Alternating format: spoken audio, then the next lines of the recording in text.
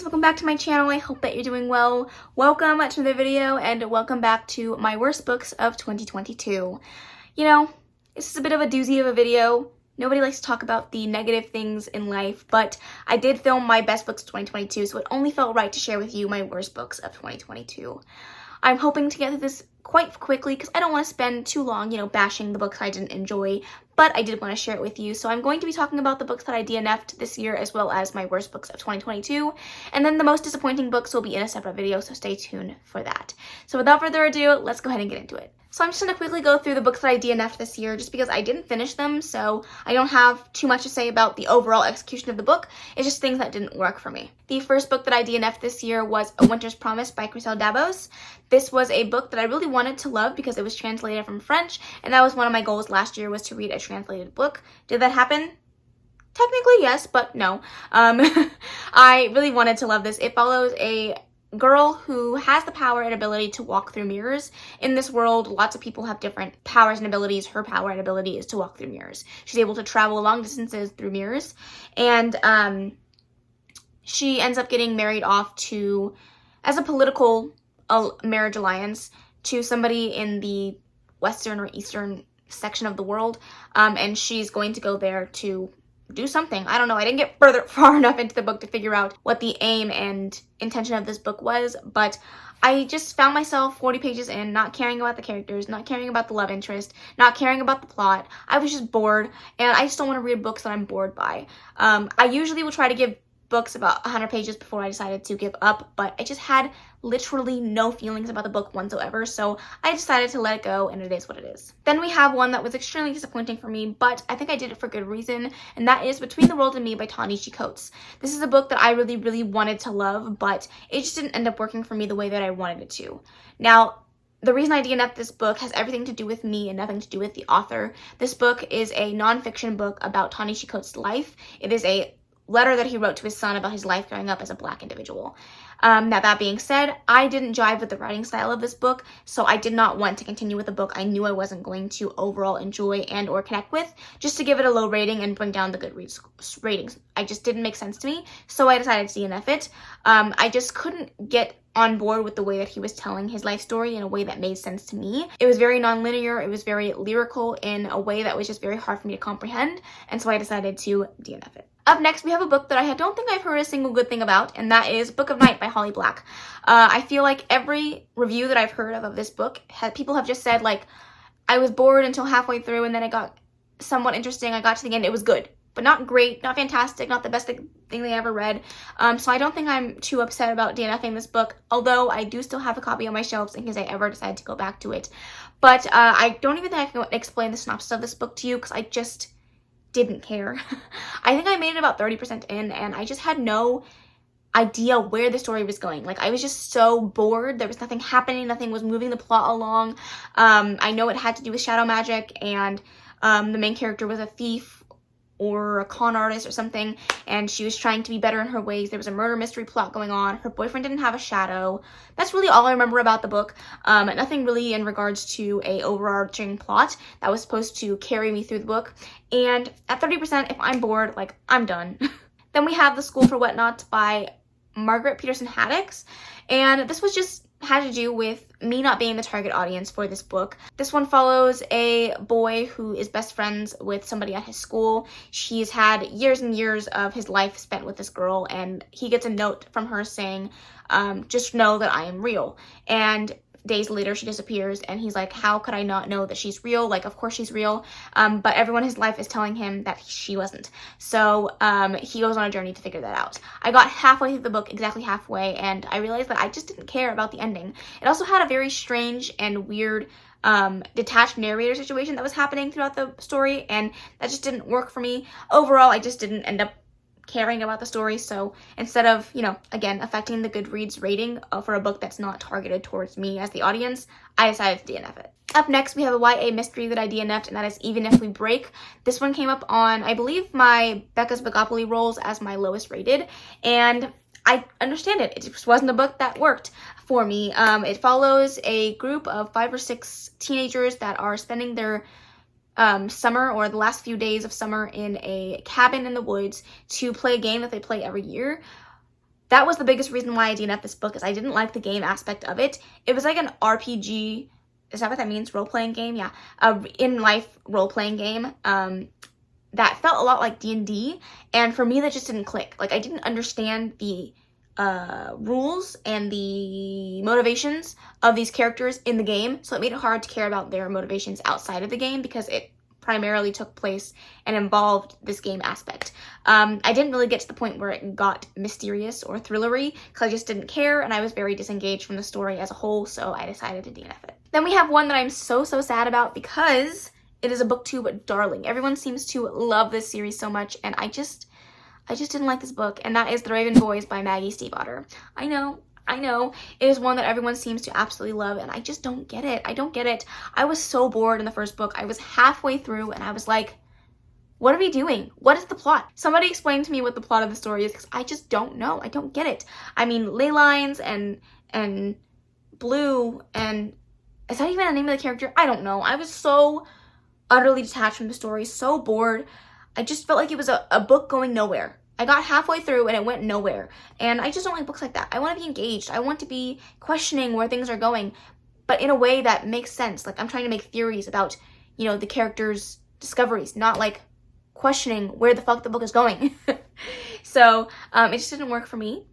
I'm sad about it because I also owned the other books that were spin-off books in that series that I then unhauled because it just didn't make sense for me to keep it because I DNF'd the first book in the series. And the last book that we're going to talk about as a DNF is Wanting Mr. Kane by Shanora Williams. This was a book that I picked up for a taste test video, reading Jessica's from Peace Love Books favorite books, and I didn't like this book at all. And I hear her talk about this book all the time, like her favorites list and her most recommended for taboo books, and I just don't get it. I don't get it. This one follows Candy, who has had a crush on her father's best friend for a very long time, and when she turns 18, she's like, listen, I'm of age. I want you. I know you want me. Let's do the damn thing. Which is great and fine. I have nothing against those type of taboo books, and in fact, I love them. That being said, Kane. Kane has a girlfriend during the time that he is experimenting with Candy and their relationship. That I didn't like. Not because I'm particularly against cheating in books, although I don't necessarily love it. I don't hate it by any means. So that wasn't the reason I DNF'd the book, but it just felt like he was stringing along his girlfriend as a ruse to get with Candy because it was forbidden. And I don't like that. I feel like if he had some like type of emotional connection with this girlfriend, at least it would make sense to why he was staying with her and stringing her along, but he didn't. He didn't really care about her at all. He just didn't want to admit that he liked Candy. And that, for me, is not a good enough reason to cheat. I'm sorry, it's just not. I don't like it. It just rubbed me the wrong way. And I felt like Candy as a character was immature, and she was making really immature decisions that just didn't sit well with me as a reader that wants to root for romance. It just didn't work. I didn't love it. It's unfortunate, but it is what it is. Also, Candy and Kane, come on now. Okay, those are all the books I DNF'd. Let's get into the four books that ended up in my worst of the year list. Not too bad for a year where I read 172 books or something like that, 76 books.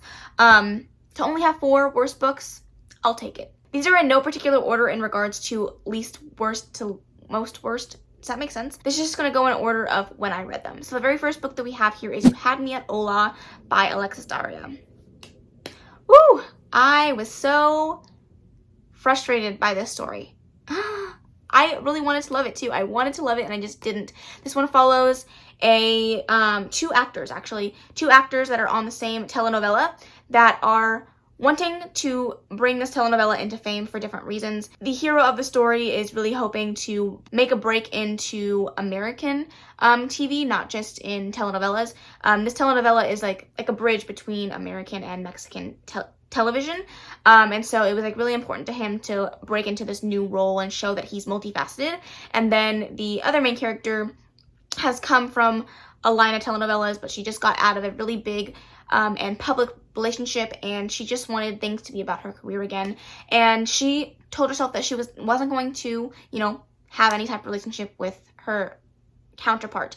That doesn't end up being the case. They end up having a very interesting relationship together, and I just found that the book itself, first of all, I found that it was boring. Secondly, I just didn't love these two characters together. They didn't have any chemistry. I didn't feel for them as characters. I didn't want them to be together, honestly. And to read a romance book, I have to want them to want to be together, you know? It just didn't feel like a compelling romance. I felt that the characters felt and acted very immature for being 30-something or almost 30-something year olds. I don't want to read about, 28, 29-year-olds acting like 18, 19-year-olds. It's just not a fun book for me. The one thing I did like about this book is the single parent trope. That was interesting, and I enjoyed that, but everything else about this book was a big flop. It just didn't work for me, and I just didn't care for anything. And I feel like I don't really know why this ended up in my worst books of the year. I think because I had such high hopes for it, because it is a, diverse author with some diverse characters, and I just really wanted it to be great, and it just wasn't. So that's unfortunate, but it is what it is. The next one, it honestly could take the cake for my worst book of the year, because I really did not like this book, and it pisses me off, okay? And that is The Wedding Date by Jasmine Gilroy. For the people that like this book, please explain to me why. Like, I really want you to convince me that it's good, because, oh my god, what the hell? So basically, you have this premise of fake dating for a wedding. However, that happens in the first, 15% of the book. Why am I reading it then? Why am I reading it, okay? That was frustrating in and of itself. And then you have this story between these two characters who, for the life of them, can't figure out how to communicate, how to act like adults, and how to have a positive relationship between the two of them. You spend the rest of your 75% of the book, how much is it? 15 minus 100 minus 15, 85% of the book traveling back and forth to their respective states so they can spend time with each other. But they were just so immature to each other. They weren't treating each other well. There was, body shaming in this book that just didn't make sense on the page, and I just didn't like any of it. I didn't like any of it. I didn't like the male main character. I didn't like the female main character. I didn't feel like they worked together. They didn't have any chemistry. And if I'm going to go into a book knowing that it's going to be fake dating, which I love, and a wedding, atmosphere, I want it to be about those things, not a small snippet sprinkling of those things at the very beginning of the book, and then the rest of this fluff that didn't fucking matter. So I didn't like it. 1 star, worst book of the year. Let's pick it back up again. This is actually a book that I did DNF, but that being said, I disliked it so much, and that's the reason why I DNF'd it, that it's in this list. And that is, surprisingly, Your Dad Will Do by Katie Robert. I love Katie Robert. I have read probably around 12 of her books by now. I've read so many of her things, and this is the only thing that I have given up on and not enjoyed. And this is a short little novella about a heroine who is dating this guy. I believe they actually were engaged, and he cheats, they break it off, and she decides to go do it with his dad, which is fine. I love that premise. I think that it's fantastic. However, when I tell you this is all porn, no plot, I mean it. And again, that's not a problem for me. What is a problem, though, is the amount of times they talked about his son while they were having sex. I'm sorry. I don't want to read that. And then the scene that really did it for me, because I wasn't enjoying the book, but I was willing to give it the rest of the way through, because it was a novella. It was pretty short. But there was a scene that felt very much consensual, non-consensual. She was telling him no, and he was continuing to, do what he was doing while explaining why it was okay, why he was doing it, even though she was saying no. And I get that in that instance, some people like that. I don't think that it is great. I just don't. I don't know how else to explain it without going into full depth, but it just triggered me. It rubbed me the wrong way. I didn't like it. I DNF'd it, but I also rated it 1 star because I just felt like it deserved it. All right, and the last and final book I'm going to talk about today is Lesson in Vengeance by Victoria Lee. I wanted to like this book, and I will tell you, the first 30%, 40%, I was like, wow, this is good. This is engaging. I'm interested. I'm really wondering where this is going to go. And then it went downhill so fast. This one follows a school called actually, I don't remember what the school is called, but they are known for the WA5. This is 5 women that were murdered or mysteriously killed on the grounds of the school years ago. And you have this girl who was very interested in the WA5, and it may or may not have led to the death of her best friend, who also happened to be her girlfriend. And she's coming back to the school after a year away, after the death of her friend. And she is now being reconfronted with the mysteries that surround the Dalloway Five, but also this girl named Ellis who has recently come to the school so that she can write a book about the Dalloway Five and the school. It's a fiction book, but she needed some inspiration, so she comes to the school, and it's a relationship between Ellis and Felicity.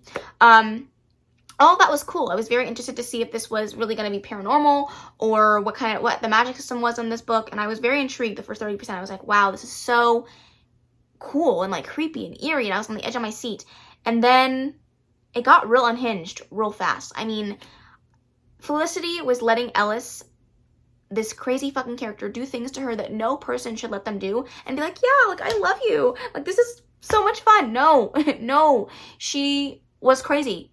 Legitimately fucking batshit crazy. And, it just devolved into something that was just not something that was fun or exciting. I got to the end and I literally read the last page and I was like, what the fuck is this? Like, what are we reading? What are we doing? What is the point? So yeah, I don't really know how to talk about the things I didn't like about this book without absolutely spoiling it, so I'm not going to. But just know that it wasn't everything I wanted it to be. The Dark Academia was interesting, but it didn't further the plot in a way that made it feel enjoyable. And in the actual mystery aspect of the book, I felt like we were diving into it a little bit, and then it kind of got pushed off to the side, and then this crazy unhinged plot took place and then just fucking rolled down the hill and didn't stop. So it wasn't good. I read a whole bunch of reviews after I finished this book thinking like, it wasn't me. Am I the problem? Is it me? It wasn't me. It was the book, definitely. So I didn't like it. It wasn't good. I don't recommend it. That is my list. That being said, I would love to know down below if you read any of these books that I talked about, and if you like them, please do tell me why. I would love to hear it. I'm not gonna, shame you in the comments. If you like things I don't like, that's the power of reading. You can totally have a different experience than I would love to hear if you like them. If you didn't like them, let me know that as well down below so we can rant about it in the comments. That would be fun. Also, feel free to let me know what your worst books or DNFs or disappointing books were for 2022. And hopefully, this year I don't have any. Probably won't happen, but we can always hope. That is the end of this video, though. I really hope you enjoyed it. If you did, please make sure to give it a big old thumbs up. Don't forget to subscribe before you leave. And of course, leave any comments, questions, and suggestions in the comment section below. And I will see you in the next video. Bye. Baby, turn it down.